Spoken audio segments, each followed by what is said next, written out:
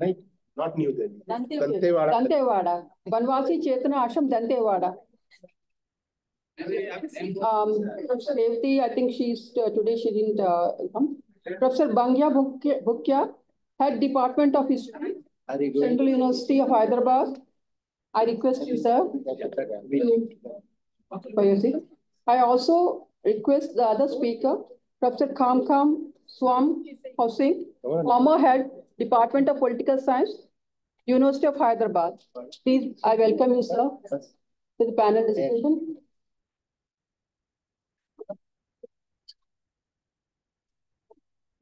The topic of today's session is Tribal Livelihood Patterns, Challenges and Strategies for Empowerment.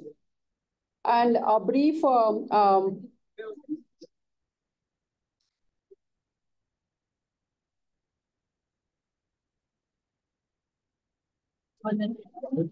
introduction of Professor Chairperson, Professor Kodanram. Professor Kodanram Reddy is presently. Please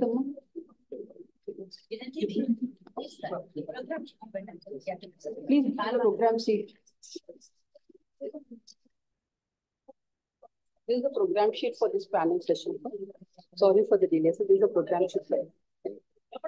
And 2 more sheets. Just will give you. Go by this sergeant.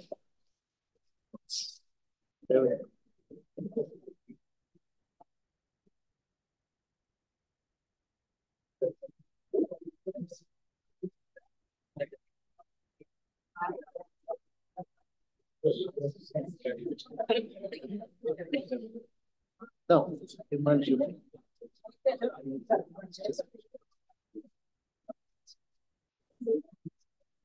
how much time?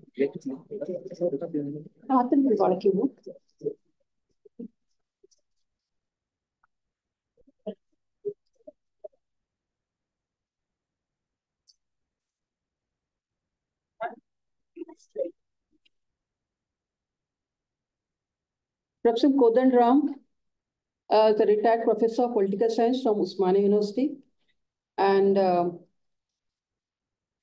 is very much associated with the civil liberties movement right from the start. And presently, sir, is a member of Legislative Council. And I welcome you, sir, for this chair. But sir, I'm cutting short the entire thing because we need to complete the panel session. And also, I'd like to introduce the other member panel speakers. Himanshu Kumar, sir. He's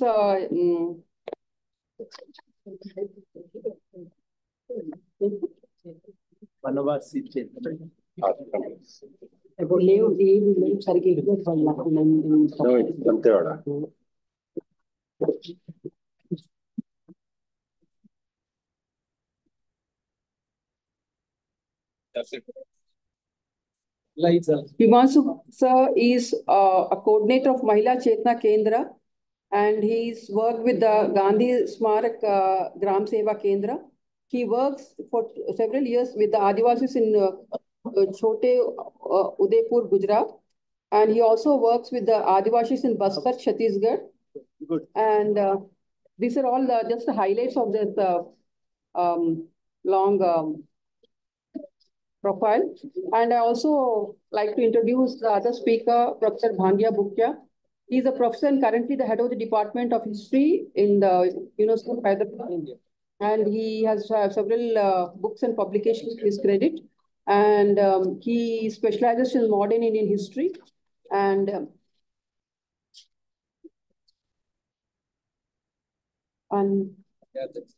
Professor Kankum Sung is presently the professor in the University of Hyderabad Department of Political Science, been a former head of the department, and he has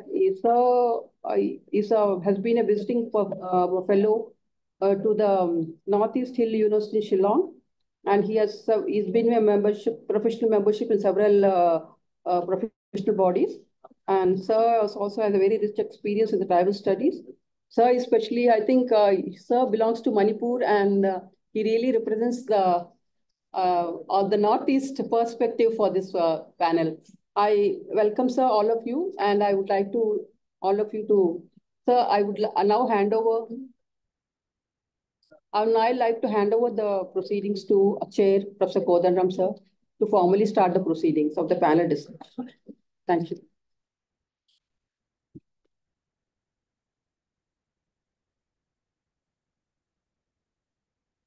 At the very outset, I would like to thank the Department of Political Science, AP Open University, for inviting me to preside over this session. This session has three eminent speakers. Himanshu Kumar sir, he will explain, his activities. Even I do not know in great length about it. And Professor Kham Khan Swan is teachers at Central University. We have a long association. He has been writing extensively on the tribal assertions. He would speak on that. And Professor Bhangya Bhukia was formerly at Usmania University and now teaching at Hyderabad Central University. He would talk about the political economy of tribal empowerment. The common link is what we have to see and establish at the end of the session. At the beginning, I would only like to say that marginalization of tribals is an outcome of a long historical process in which the forest resources as well as land was completely commercialized. A commercialization process in which tribals lost the kind of linkages they have with the land as well as with the forest resources. A number of solutions were offered by the Constitution through Schedule 5 and Schedule 6, but none of them were seriously implemented. So that is the context in which we need to now debate the issue and find solutions. I would at the very outset invite Himanshu Kumar sir to address the gathering. All the speakers would speak for 15 minutes, and I am sure there will be some questions after that. Should I speak from here or should I go? You can.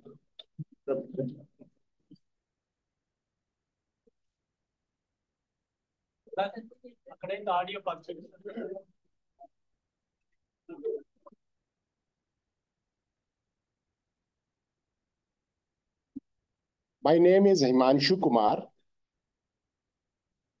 and what I will speak today are my lived experiences with Adivasis. My father was a freedom fighter. He lived with Mahatma Gandhi, and he told us that Mahatma Gandhi said that youth should go to the villages and work with villagers. So me and my wife, after 20 days of our marriage, left Delhi, packed our bags, and we moved to Chhattisgarh, Bastar, and we started living under a tree in an Adivasi village in 1992. And what we saw was that Adivasi have their own economy, their own livelihood resources, patterns. Like they have land. Land is designated to people. This is his land, this is her land, this is. And they take kharif crop in the rain-fed agriculture. And after they harvested it in November, the whole land becomes the community property. And they let their cattle free, and the cattle will roam around, graze, and nobody will stop anybody for using their land. So the whole land becomes the community property. Then they have animals with them, like they have pigs, they have goats, they have chicken. If he needs 200 rupees, he will take a chicken to the market, sell it, and purchase things he needs. If he needs some more money, like 2,000-3,000 rupees for fees of his son or daughter, he will send a goat, sell a goat, and have money and will meet his need. If he have to plane his land or make a bund in his land, he will offer a cow to the villagers that we will have a feast. We will eat up this meat of the cow, and the whole village will work, and he will give the cow to the people. If he needs more money, he will sell his mahua, he will sell tendu leaves, he will gather forest produce. So he has own means of livelihood. Those are multiple resources he is having. But government says this is not development. This is not acceptable. Development is that if your land is given to some corporate house and that corporate house digs out minerals from it, then only development will be done. So what government does, government believes in it. And after this new economic policies, liberalization, privatization, and globalization were introduced, government started working as vehicle of the corporates, and they started implementing policies which are benefiting to the corporates, and they started taking lands for the mining purposes. So in Chhattisgarh, government started taking land of the Adivasis, and for that, government started a program called Salva Judum. In Salva Judum, government burned down houses in 644 villages. 644 villages were burned down by state forces. I'm not saying houses. 644 villages were burned down. Thousands of women were raped by security forces. And this is not my claim. This is government National Human Rights Commission's report that at least 16 women have prima facie evidence that security forces raped these 16 women. Some 5,000 Adivasis were killed. 644 villages were burned down. And we were working there for their health, education, livelihood, agriculture, women development, youth development. When we saw all that, we tried to intervene. We took up these cases to the court. We took 522 cases to the courts. And in one of those cases, last year, in a case of 2009 in Sukma district, 16 Adivasis were killed by police, CRPF, and local vigilante group, SPOs. In that village, 16 Adivasis were chopped off by swords by security forces. A 2-year-old baby's fingers were chopped off. His mother was stabbed in head. His 8-year-old aunt throat was slit off. in that case, we took that case to the Supreme Court. In that case, after 13 years, Supreme Court imposed 5 lakhs fine on me. Supreme Court says, you are telling lie. And you have wasted our time, so 5 lakhs fine on you. I said, very well. You have never ordered any inquiry. How do you know that I am telling lie? And if you think that approaching to the court for justice is a crime, we will do it again. And if you don't want anybody to come to the court, shut the court, put a lock there.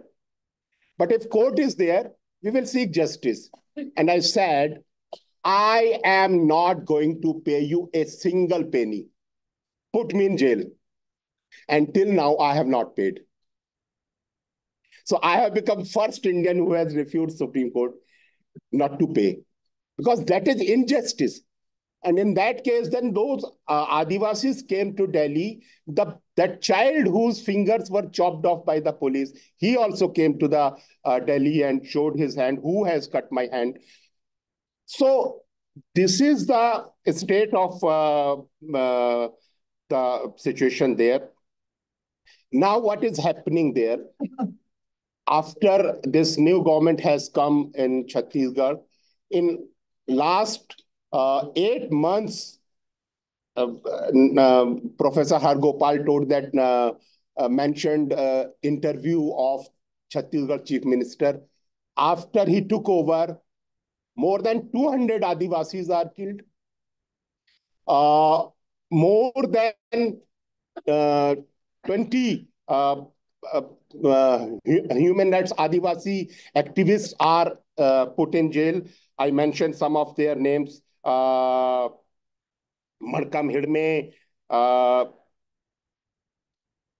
Sunita Potam, Jugnu Gawde, Ramlal Gawde, Jamdar Kurram, Vijendra Kurram, all these young activists who are opposing these corporates are put in jail. Bhagat Singh said at that time, when he hanging was announced, his Phansi was announced, then he wrote a letter to Punjab's governor, and he said that a state of war exists and shall exist. You have initiated a war against the people to loot their resources and fruits of the labor. And no matter if British goes and black are on the chair, on the in the power, the fight will continue. If you go to the Adivasi areas, you will see that the fight is on. You will see that at every kilometer, there is a police camp. And you will see, you can feel Afghanistan or a Sudan in Adivasi areas. There are armed vehicles, policemen, commandos in black attire. They are holding machine guns and they are running here and there, and you'll feel like a war zone. This is called, and thousands of Adivasis are being killed, are being jailed, women are raped. And this is the war which Bhagat Singh mentioned in his letter. And this is called hidden war of India. A war is going on in Adivasi areas. And the threat is that this war will expand. The capitalist will not stop in Adivasi areas only. The next target of capitalism is the agriculture sector of India. The capitalist will capture agricultural land of India. And this militarization, which we see in Adivasi areas today, we will see in agriculture areas like Andhra Pradesh or UP and Haryana and Punjab. CRPF like Adivasis area will be deployed there, and the lands will be, resources will be captured. And so there is a threat to our democracy, our human rights, our the welfare of the people. So this is the state of affairs today. We must think of it, and as Professor Gopal said, we don't have a key. We all together should discuss it and find out a key. Thank you very much.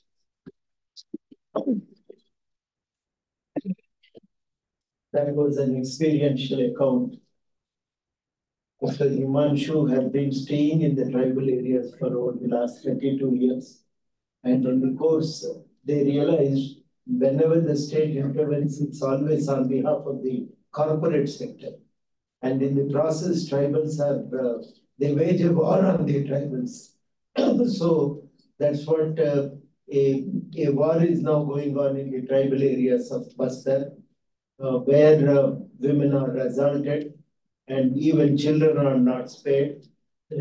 He referred to an incident where a child's hand was chopped off. So such gruesome incidents are now taking place in Bastar areas. We will have a discussion on that after all the papers are presented. I welcome Professor Revati. She works at the Center for Economic and Social Studies, basically teaches economics. I now invite Professor Kham Khan Swan. Is from Manipur. Assertion of ethnic identities and state response in Northeast is his topic.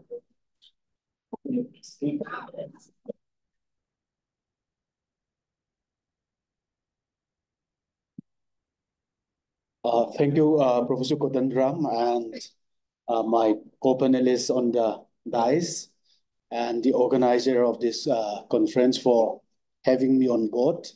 Although the title of my presentation is randomly assigned to me, I thought I would reflect a bit on the patterns of autonomy movements in Northeast India and how the state has invariably responded to this autonomy plan. As Professor Har Gopal has outlined in the morning, the tribals or Adivasis are, in effect, owners of forest, and they have zealously guarded for time immemorial. And one of the important transition of modern state, as it were, the post-colonial state from welfarist to a developmentalist state, is to kind of convert this large swathe of tribal forest lands as sites of economic extraction. And this is precisely where you have differential forms of resistance movement, of positional politics, especially among the tribals or the Adivasis, not just in Northeast India, but in different parts of India and for much part of the world.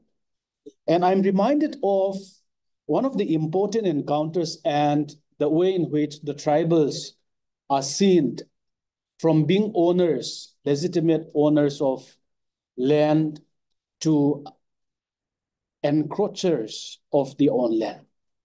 And I'm reminded of this particular incident 141 years before. In 1883, 5 years after the inner line forest reserve in Assam, which encompass parts of Kachar district and parts of Lusai Hills, which we now call it as Mizoram. And after this delimitation of what is called the inner line reserve forest, 5 Lusai rubber tapers, in effect, came into the inner line reserve and climbed one of the rubber trees.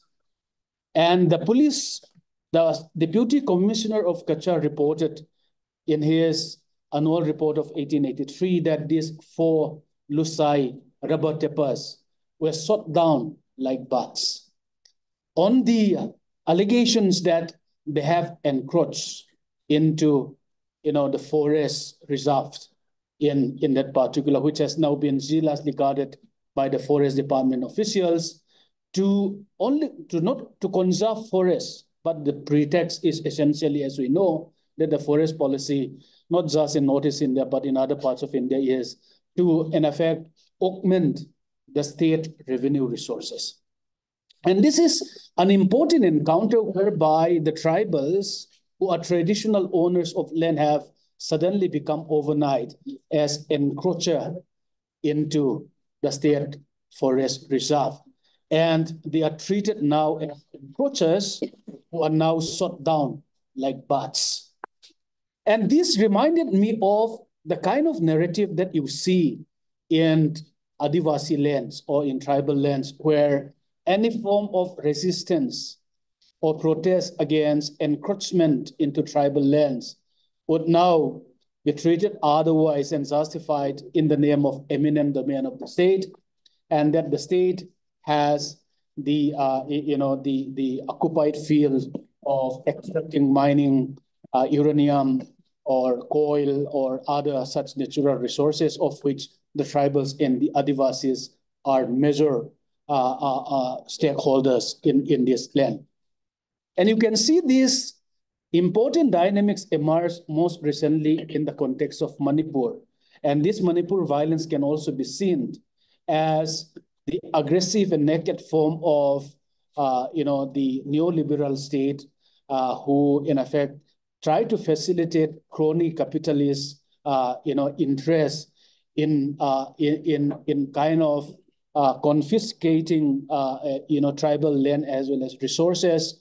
And this become particularly eminent or evident, especially after 2010, when the Netherlands-based Jubilant Energy, which is a private multinational companies on natural gas and petroleum, discovered 17 out of the 22 natural gas oil fields in Churachandpur. That is the place from where I come. And in effect, after the Jubilant Energy discovered something like 17 out of the 22 natural gas oil field, there was a lot of excitement of corporate capitalist lobbies, in effect, to snatch away tribal land and resources.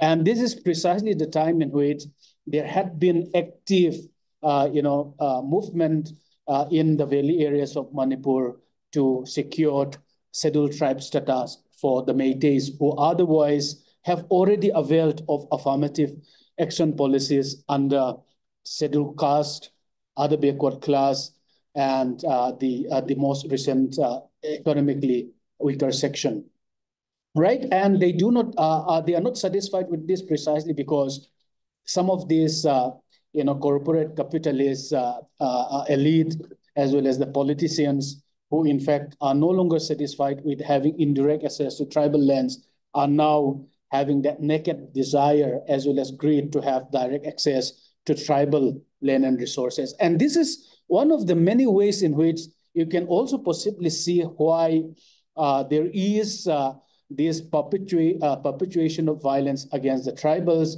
precisely because the tribal resisted and opposed to the Métis' demand for scheduled tribe recognition, because they see in this as a surreptitious ploy, to snatch away tribal land and resources, which otherwise are protected by India's constitutional provision.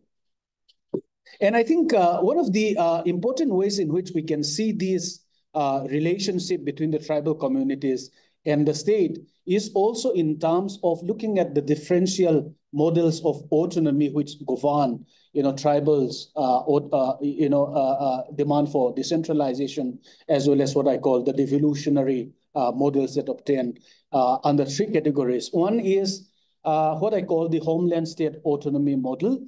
And the second is what I call the scheduled autonomy model, which come within the form of decentralized autonomy model. And the third is the devolutionary model, which obtains in areas outside the purview of the sixth schedule, where powers are devolved by state statute, and they are not necessarily inscribed in the provision of the Constitution, unlike the sixth schedule provision. So unlike the decentralized model of autonomy that obtains in the sixth schedule areas, and in the homeland state autonomy model that Nagaland and Mizoram represent under Article 371A and Article 371Z, you have a weaker model of autonomy on matters pertaining to land and resources, especially under the shadow of devolutionary autonomy model in the hill areas of Manipur. And this is precisely where the tribals feel deeply insecure about the rapacious intent of the state to have direct access as well as extract, resources which are now found to be in abundance in tribal areas.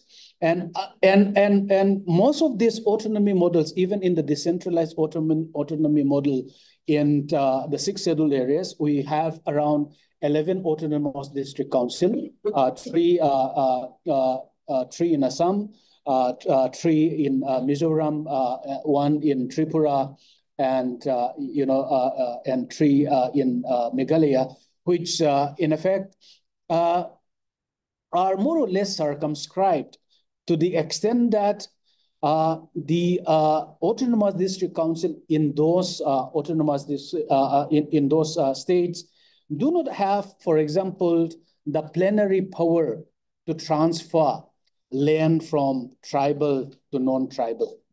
And this is one of the major handicaps of autonomous district council and the 6 scheduled areas, precisely because they do not have that plenary power to regulate on ownership as well as transfer of land, because the 6 scheduled provision allows them only limited ownership in matters of actual use of property as well as resources in these tribals, which essentially means that reserved forest and much of this ownership of land and resources, which are critical not only to preserve but also sustain tribal identity, are very, very fragile, and they can be susceptible to statist intervention as well as incursion. And the result of which is that in much of these 6 scheduled areas, whether it is in Khasi Hills, Jaintia Hills, or Garo Hills in Meghalaya, where you have incessant waves of mineral resource extraction in the form of uranium, coal,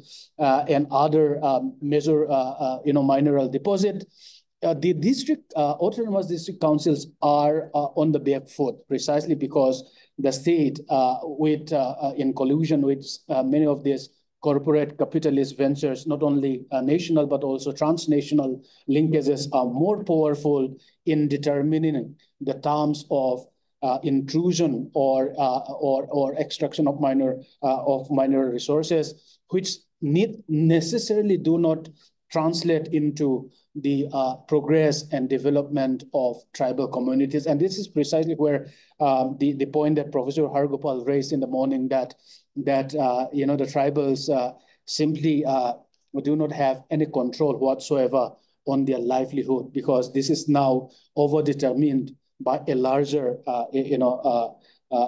force, which the tribals are now swept off because they are too powerful when you compare with the tribal communities.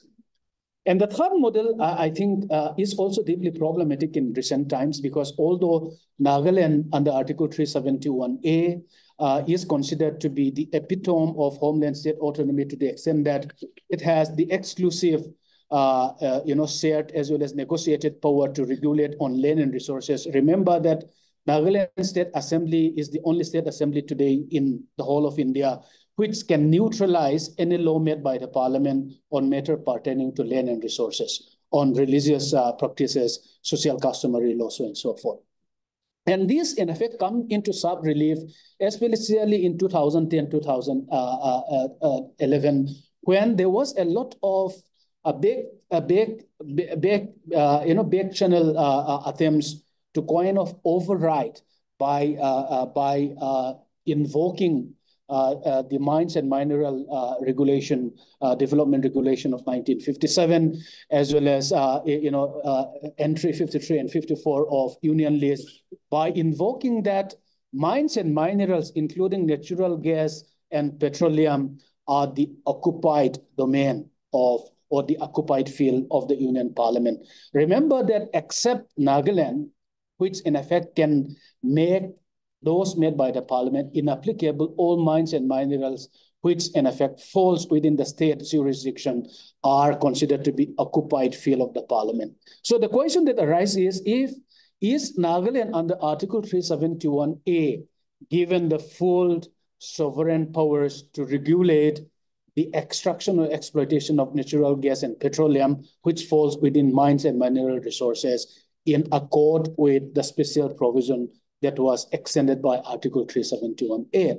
The Union government seems to have contradictory position. Initially, it accepts and reinforce that special status suggests that Nagaland is well within its right to regulate natural gas and petroleum resources, but subsequently recanted its position, saying that there cannot be exception whatsoever. And there was a lot of mobilization in Nagaland, including civil society groups, as well as Nagaland constituting its own cabinet committee to negotiate, the terms of these special status. But the point is that it has now become open-ended in the sense that the matter would depend upon the kind of position that the changing tapestry of ideological predilection or the position, the shift in a political regime at the center might have implications on the future of special status. Given that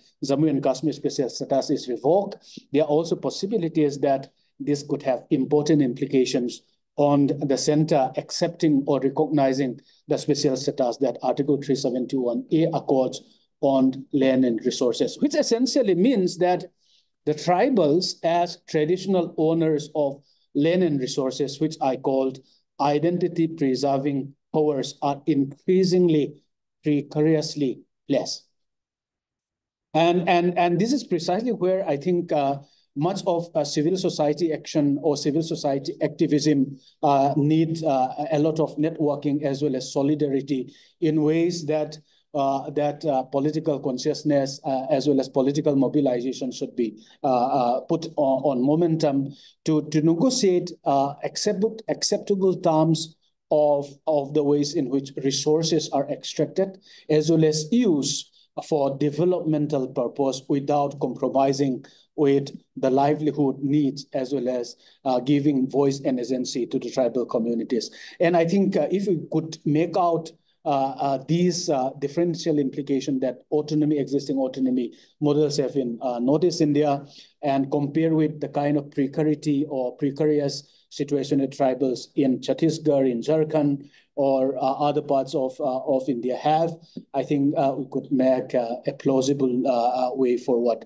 But the jury is out, and it needs to be seen whether changing shift in political regime might invariably lead to the full dissolution of all the special status or special protective mechanism that tribals have, not just in different parts of Northeast India, but also other parts of India. With this, let me pause and thank you for this opportunity once again. Thank you. Quite an interesting presentation. There is one important argument that emerges out of it. Originally, the owners of land and forests, the tribals, are now termed as encroachers, whereas the corporate sector that is encroaching into the tribal area has assumed all the powers, subverting the autonomy provisions, and even pushing the tribals away from their own homeland. So that's a process we see in Northeast, and how this can be fought out is something that needs to be debated. I now invite Professor Bhavya Mukhya to present his paper, Assertion of, Political Economy of Tribal Empowerment, Policies, Programs, and Challenges. Okay. Chair, Professor Kodandram, co-panelists, friend Professor Suwan, Himanshuji, Professor Revati, and Professor Hargopal sir, friends around in the audience. Good morning, everyone. Johar to everyone. At the outset, I thank the organizer for having me for in this panel. I'm literally thankful to particularly Ravinder for the invitation. I felt so happy to see Jaipal Singh's portrait here along with Dr. Baba Sahib Ambedkar. He is almost equal to, I can't say equal to Ambedkar, but he has that kind of, stature. But unfortunately, I mean, his contribution has not been, recognized somehow. Anyway, so I'm asked to speak on political economy of tribal empowerment policies, programs, and challenges. It's a very vast, topic. What I'm going to do in this minute or so is to problematize, some of the development concepts, Adivasi development concepts. I prefer to use the term Adivasis for political reasons. I mean, my friend from Northeast, won't agree with me using Adivasis. So they use tribe term. And there is a different politics in that part of India. See, the problem with Adivasi development is state had taken away all the livelihood sources of the Adivasis, made them poor, paupers, and now state says it wants to develop the Adivasis. Earlier speaker, particularly Professor Aragopal sir, explained in his keynote address how Adivasis have been dispossessed in the history. Start from the colonial period. Adivasis, as a historian, I can tell you, were always outside the state craft. They were never part of the state. They lived outside the state. They negotiated with the all the big empire, and they maintained their autonomy and self-rule. And now, I mean, after this modern state came into being, all their rights, all their livelihood sources are now taken away from them and made paper. So this now the model for their development is very, very problematic. It is problematic because a state see them as poor. If you go and ask any Adivasis, are you poor? They will really slap you. They don't agree that they are poor. So it is the state's concept that they are poor. And they are designing policies after policies to empower them. And there is a serious problem with that. I'll come to that. So this development, Adivasi development, started from the late colonial period, particularly with the initiatives of this professional anthropologists who came to India around 30s, 1930s. Elvin, particularly Elvin Warrior, and Grigson, and Hymandrop, Hyderabad State. So it was these anthropologists who tried to actually change the very perspective of the colonial state towards the Adivasis. Okay, so earlier perception was Adivasis are violent, uncivilized, primitive, barbarian, and all kinds of things. Okay, so now a shift happened somewhere around 30s. And colonial state started seeing them, yeah, these are innocent, childlike people, and they need helping hand. But I see serious problem with this kind of approach as well. So Elvin Hymandrop, I have recently written on Hymandrop.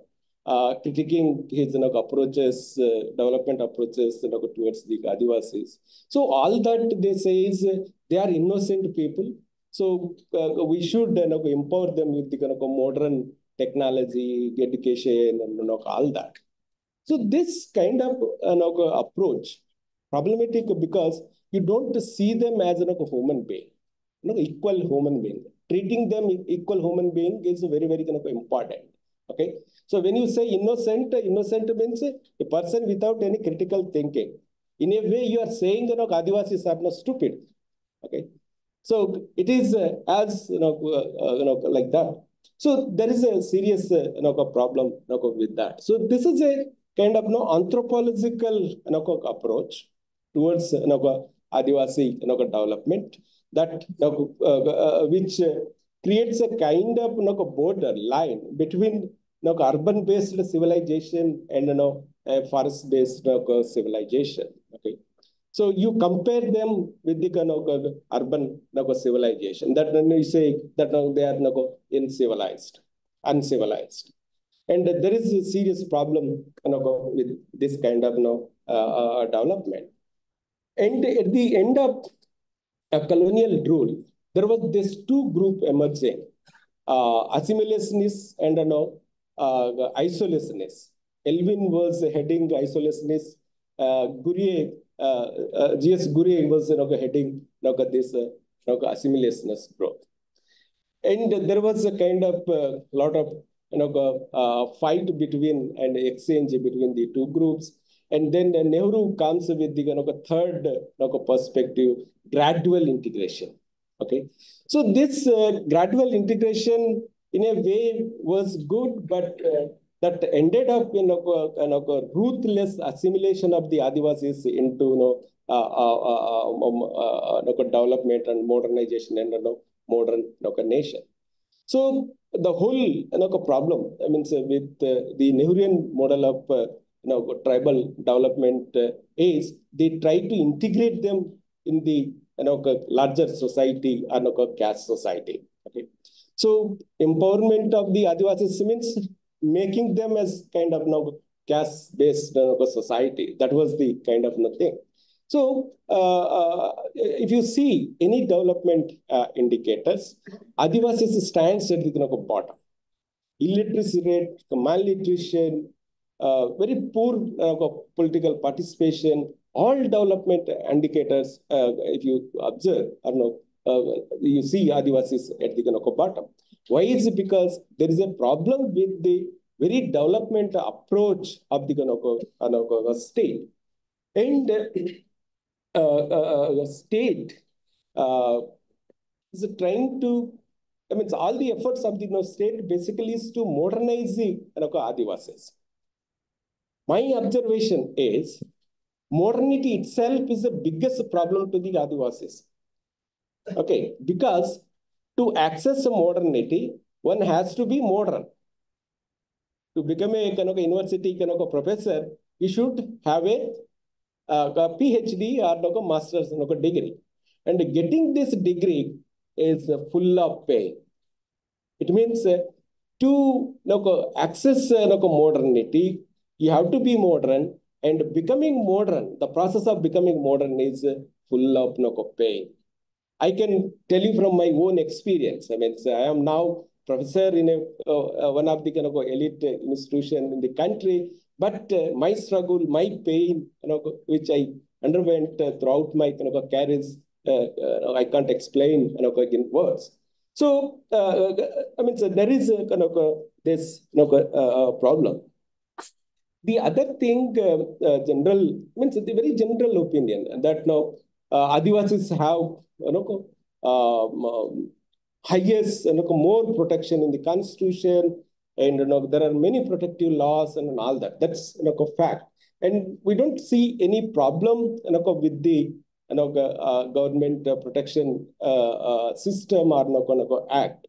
But I see there is a lot of problem with the government acts which are now aimed are now passed to protect Adivasi rights.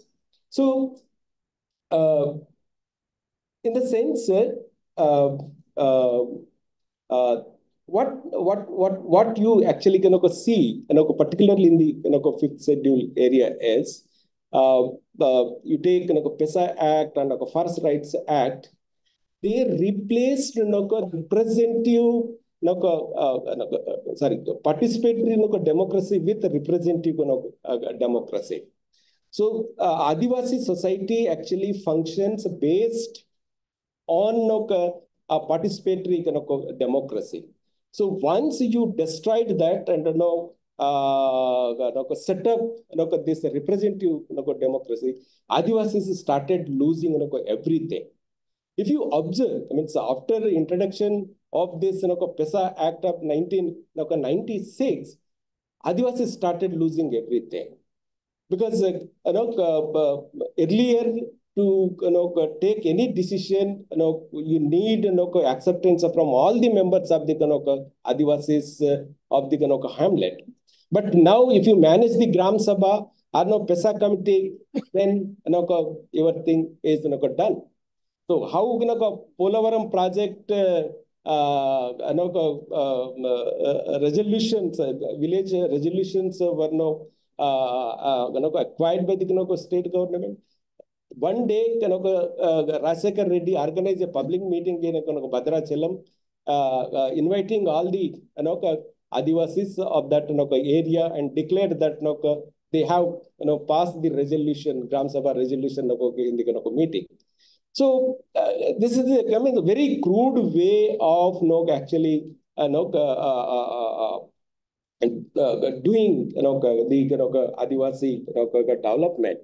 And if you see the Forest Rights Act, that's I think one of the say very progressive act passed by the Indian Parliament after the independence, which actually gives some kind of rights to the Adivasi communities. Okay, but it is very poorly maintained.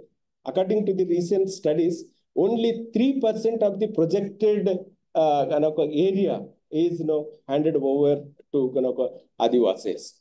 So the problem with this Forest Rights Act of 2006 is the act was passed by the central government, and the implementation part is put on the shoulder of the state government. So no state government is willing to implement central government act.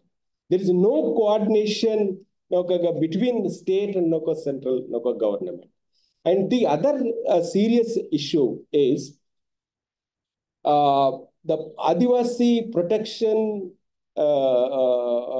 acts and constitutional guarantees are overwritten by other public interest acts, like Wildlife Protection Acts and Land Acquisition Acts and various other public interest acts. Okay, so I mean, on the name of the larger interest, public interest, Adivasis interests are actually buried.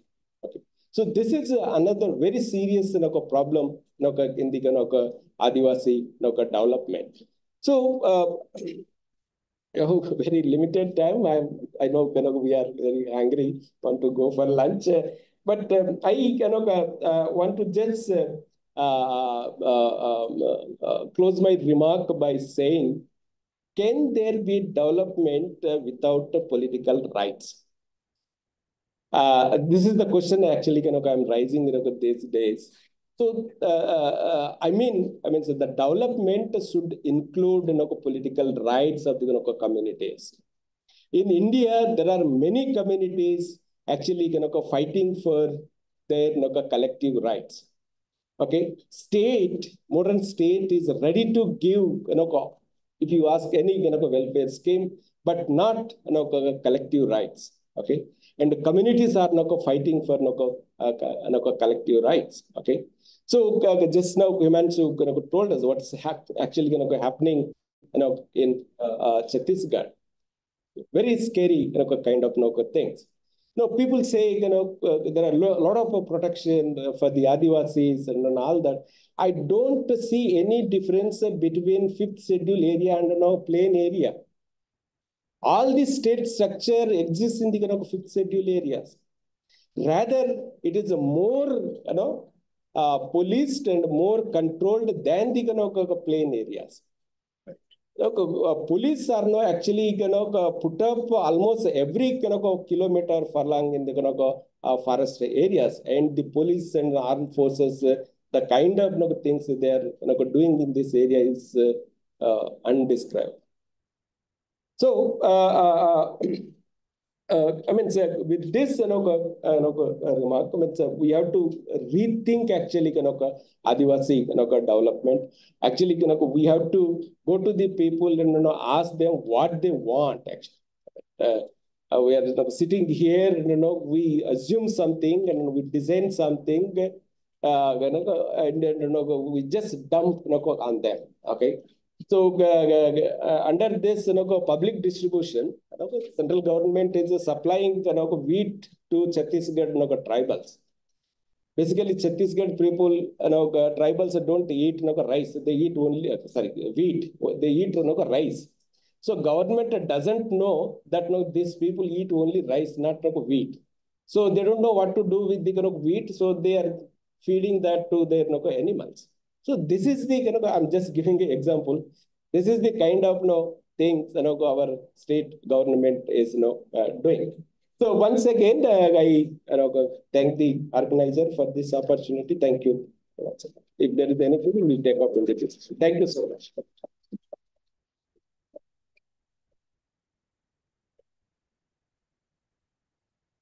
Yeah, Professor Bhukia raises a very important question that the development of the tribals hinges on the political rights that are available to them. Can the state guarantee those political rights is something very important question that he raises and needs to be debated. I now invite Professor Revati to present her paper, Perspectives on Tribal Economy, Role of Women in Social and Political Institutions.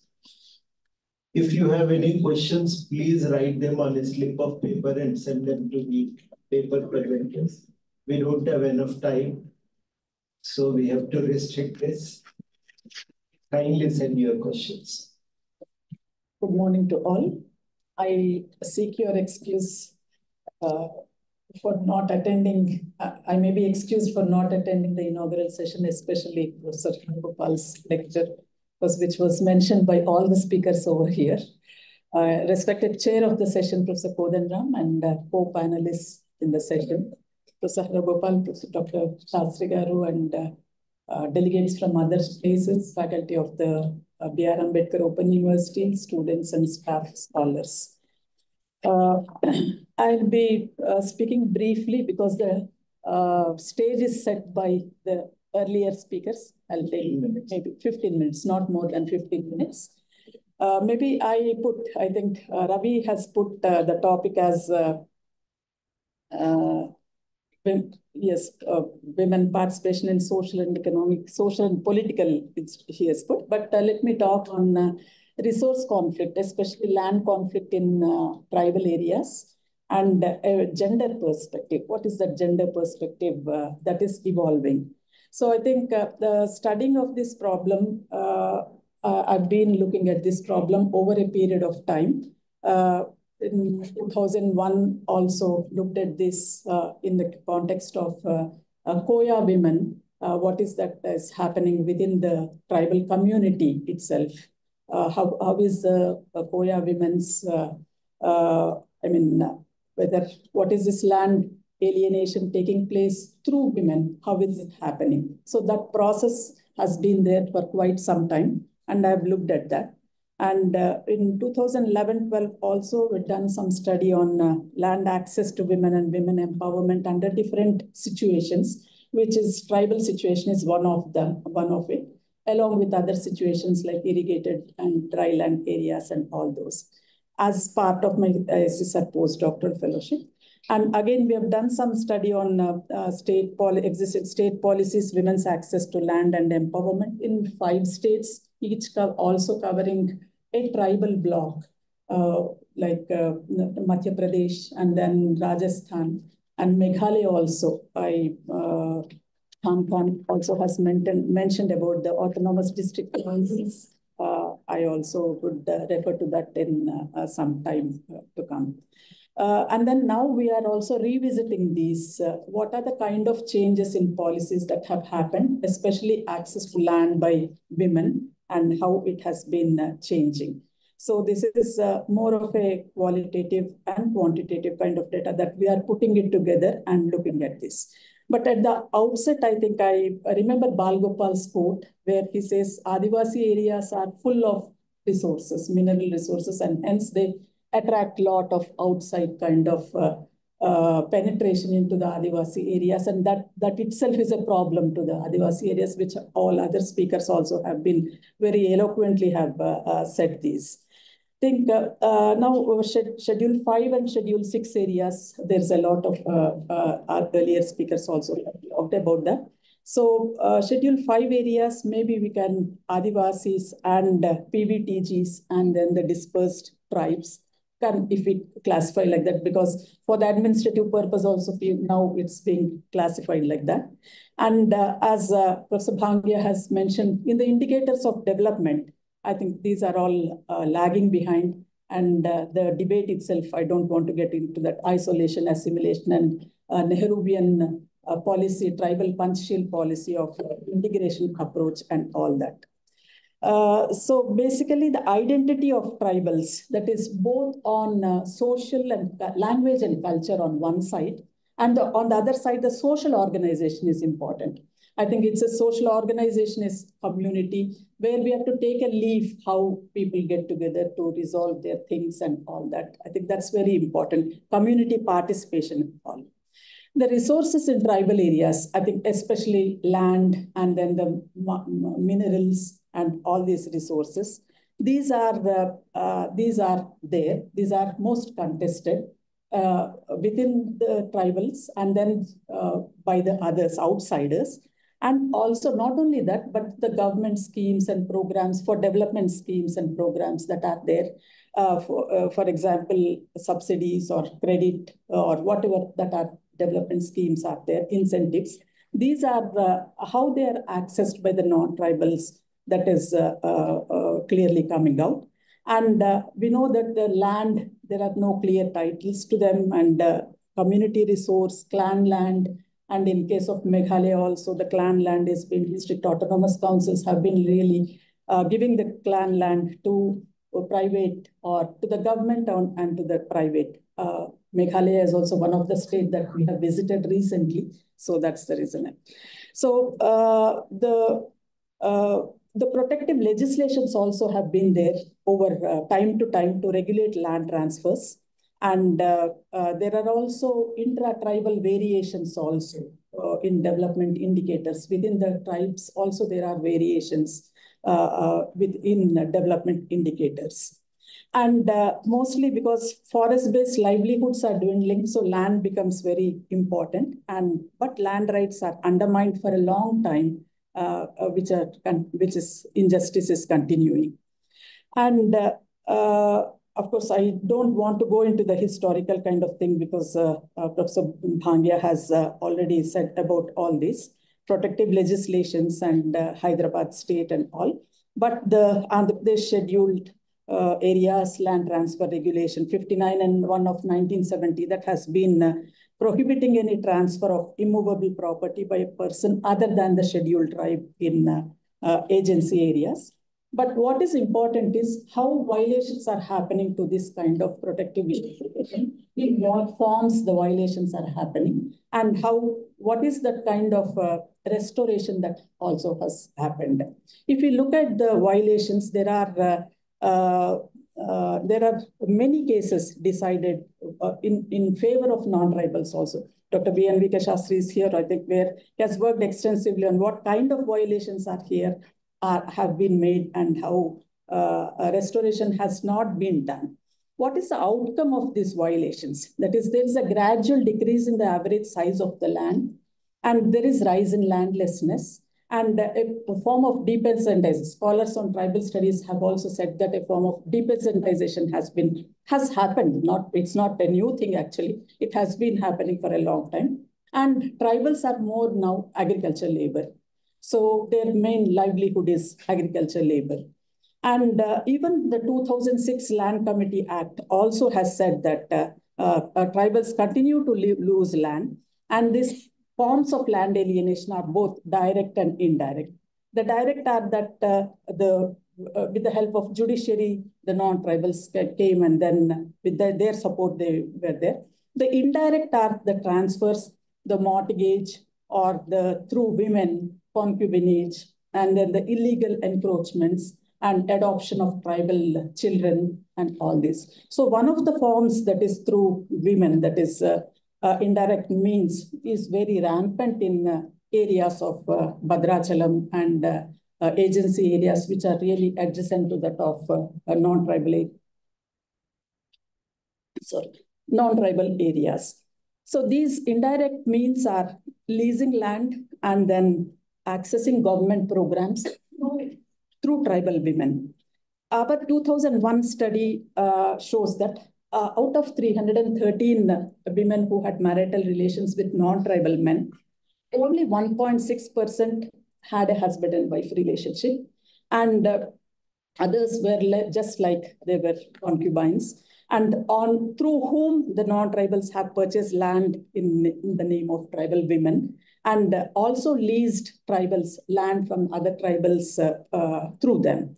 So tribals are, the community, as a community, the resources are deprived and their women are exploited and disempowered also. Women are disempowered as gender, as individuals also. And because I think the marriage in tribal culture is different, what is marriage is different, and what is marriage for a non-tribals is different. So therefore, that kind of legal protection for the women who is not in marriage with non-tribal is very deceptive. So I think this the brittle form of marriage is causing the thing. I think in Meghalaya also we have seen that the form of marriage is brittle, where men abandon wives, family, children, and then the burden of the family entirely falls on women. And actually, among the tribals' customary law, the women do not get any land from their natal family at the time of marriage also, but they get maintenance once they are separated, or after death of husband, they get the land.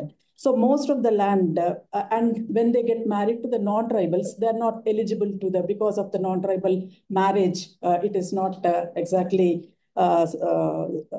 solemnized or in a form, then they are unable to get any maintenance under marital law. And then the Rajamandri judgment also says, 1988 also says this.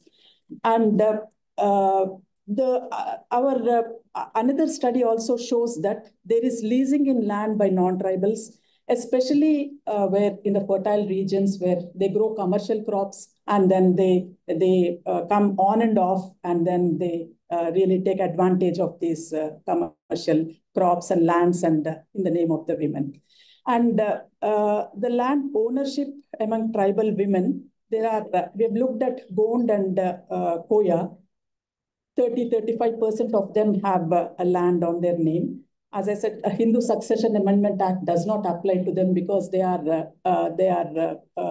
not Hindus. But all of them in 5th schedule areas, we have seen in Madhya Pradesh, in Telangana and Andhra Pradesh, they are come under the influence of the Hindus. So, and then it is also deemed that this act is applicable to them. Though, as I said, customary law, there no land is given to women. But women get more as from the marital family as widows. All situations we have seen, largest is women get land as widows among the tribal situation. And some of the women have also got ROFR pattas also in Telangana. So in a normal situation, what we see is that if land is there on women's name, it is a positive outcome. because she will be empowered and the proceeds would be used for her children, especially girl children, to the programs. But in this case, if the resources, land is there on the women's name, I mean, through the marriage, it is used by the non-tribal community. That is, so the community resources are used outside the community. That is coming out as a kind of a contradictory that's there.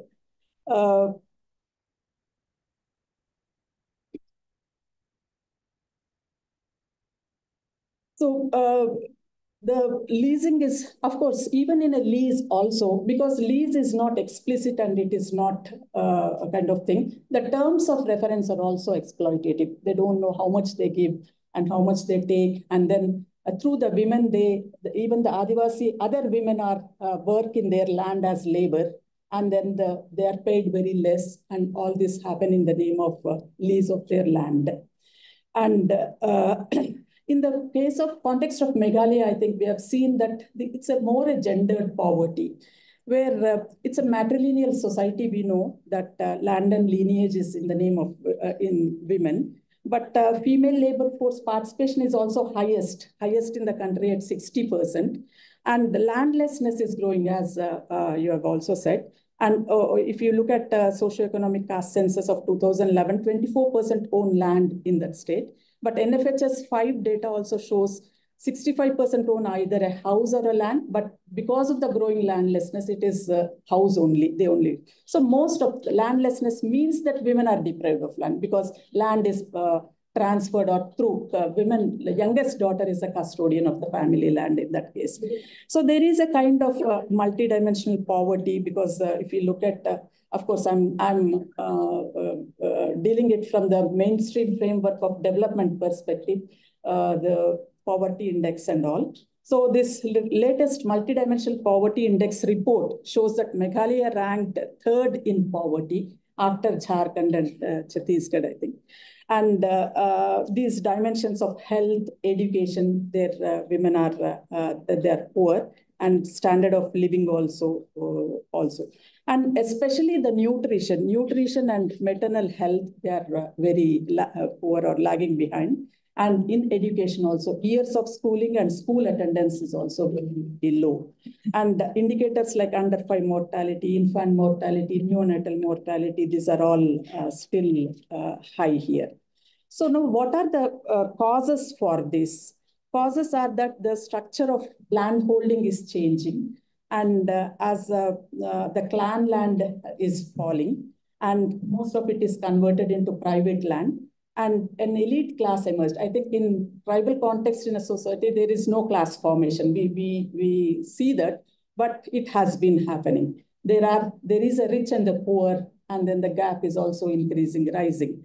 So this elite class has emerged, and the autonomous district councils gave away the land. We have looked at the 3, Jaintia Hills, Khasi, and Khasi, Jaintia, and Garo. Yes, Garo. And women became landless. They also leased in land. Of course, in the lease also 50% had to be paid, and they had very less, and they are working as casual labor. And also in informal sector and unpaid labor. In streets of Meghalaya, we could see women in informal sector and mostly into unpaid labor, unpaid work, care work. And they were married before legal age, a small percentage, of course, 6%. And fertility rate is high. Teenage mothers are also high. Anemia is high. Single parents is high. There's a brittleness of marriage. And their level of education is high, is also low. So this loose structure of marriage, this has fluid relations between men and women is there, and more as partners. So I think there's a men abandoning women, and burden of the family is there on women. And I think we have seen that it's a gendered poverty. So mostly that burden is there and all. And we also could find that they did not have, though it's a lineage in the form women inherit land, but they do not have any say in the community. The Darbar Shnog, there is no role of them in that.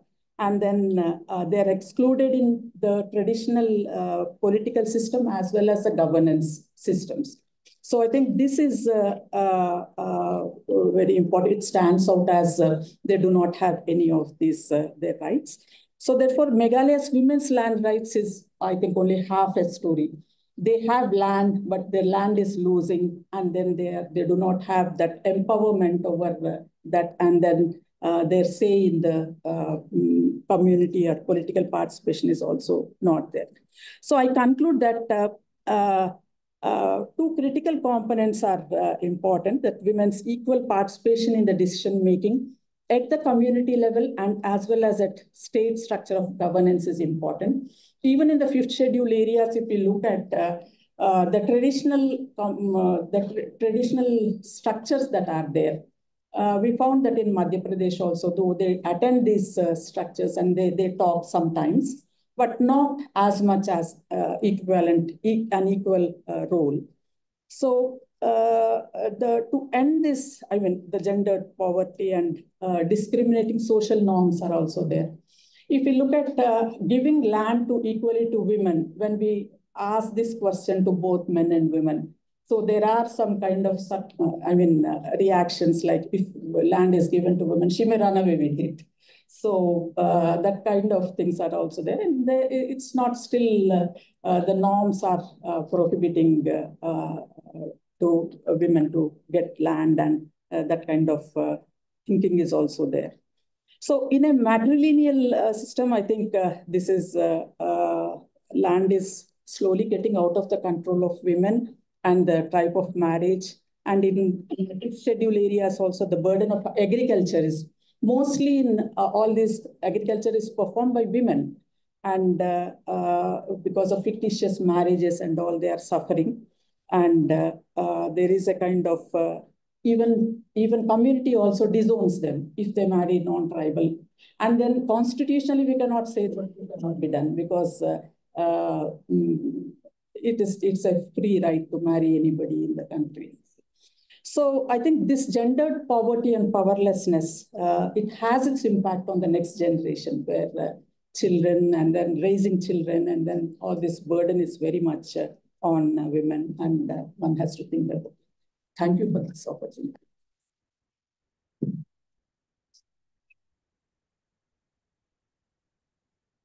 Any more questions you want to send on a piece of paper, please send them. We have 2 questions, they will be answered.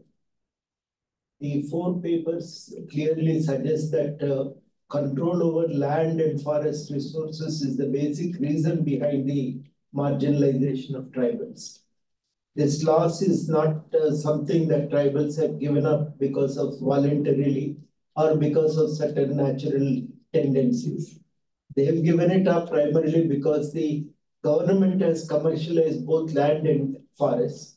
A commercialization process which has completely taken away land from the tribals, and as well as taken away the forest control over the forest from the tribals. This has resulted in complete marginalization of the tribals, and basically means in many cases a kind of malnutrition, severe malnutrition. Revati also has referred to it. And the government now forces to depend on the kind of support that comes from outside, from the government agencies. This support is not evolved democratically by people. They don't have that right to decide what they want, but it is imposed on them.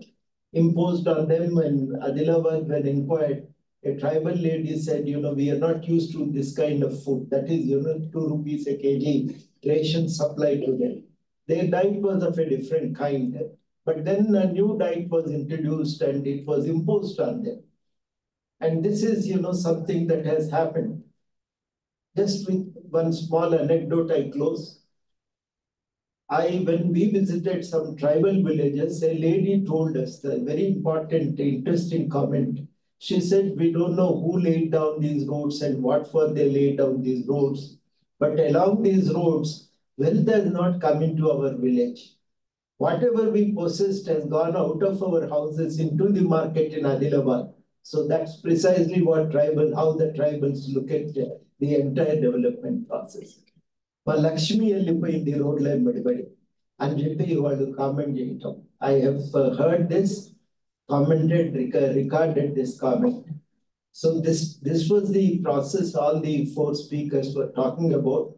When you try to seek justice, what you get in return is, described by Himanshuji. He said the kind of violence that the state inflicts on the tribals is something quite shocking, inhuman to say the least. We all know that it is against the law, against the constitution, against the democratic norms, but yet the state imposes violence and tries to control the tribal, suppress their democratic freedoms. So this is the situation, the picture that emerges out of this discussion. I would now request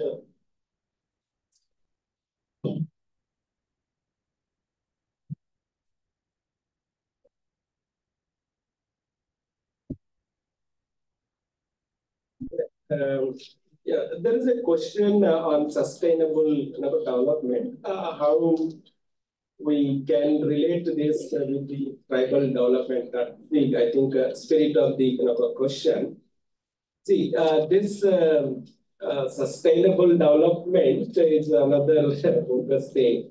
It's actually part of the World Bank proposal to develop a globalization from below. So this, the conspiracy of a globalization below is to create a market for multinational companies, even in the forest areas. Okay. So now if you visit Adivasi house, earlier they used to give water. So now no more they are giving water, they are giving Coca-Cola, Thumbs Up. So that is what this sustainable development is. And the NGOs are actually spiritually propagating this sustainable development. So we should not fall into this sustainable development.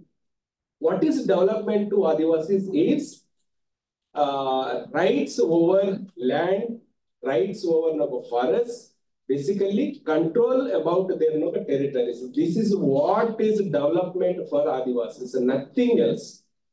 Thank you.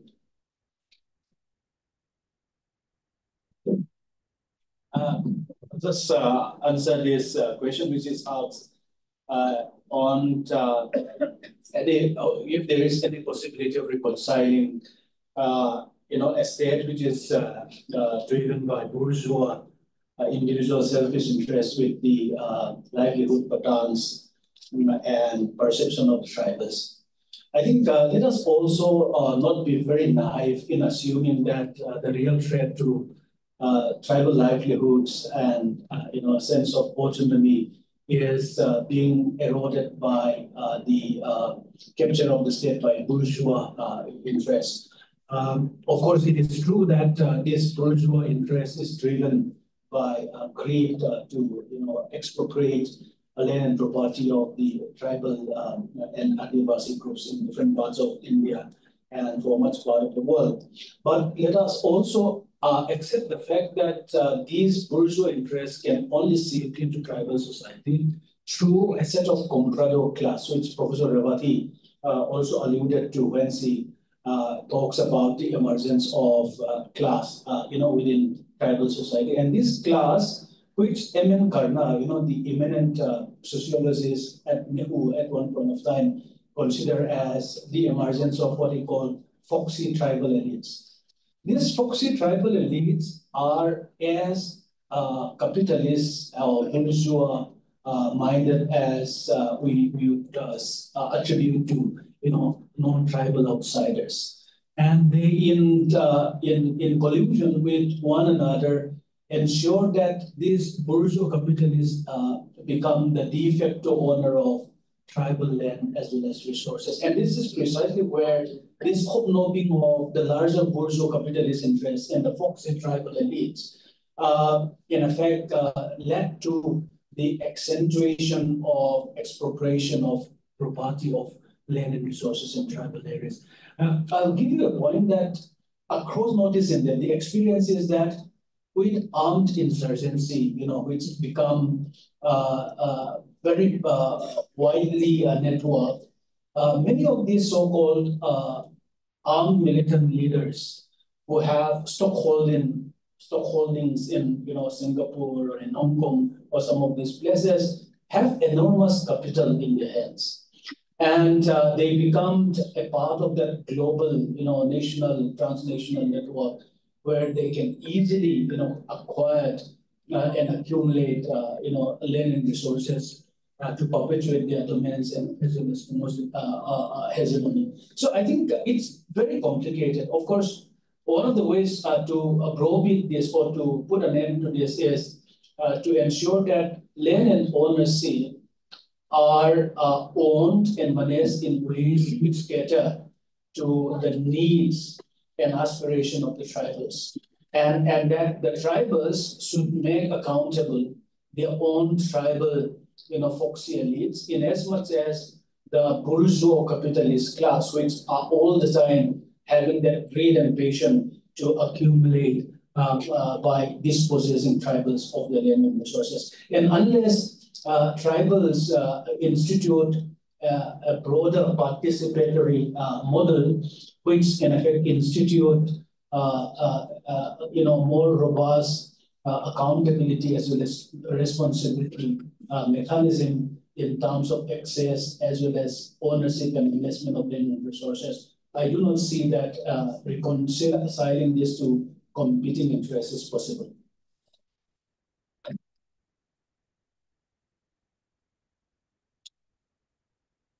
So this session now comes to an end. The organizers to launch the next session. Yes. So before proposing a formal vote of thanks, the felicitation to the guests, I request my colleagues.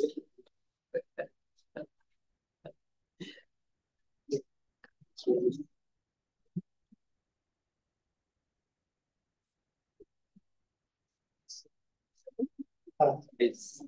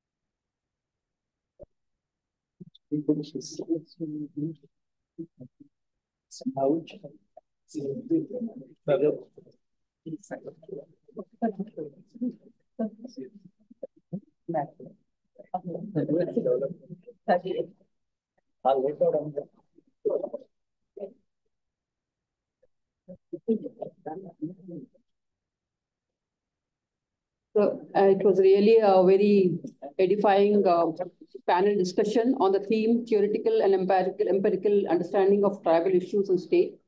I profusely thank Professor Ram sir for chairing the session and summing up the entire panel discussion. I also thank all the four panelists, Himanshu Kumar from Vanvasi Chetana Ashram, Dantewada, for enlightening us on the assertion of tribal rights in Chhattisgarh. I also thank Professor Kham Khan for highlighting the state autonomy issues in the Northeast states.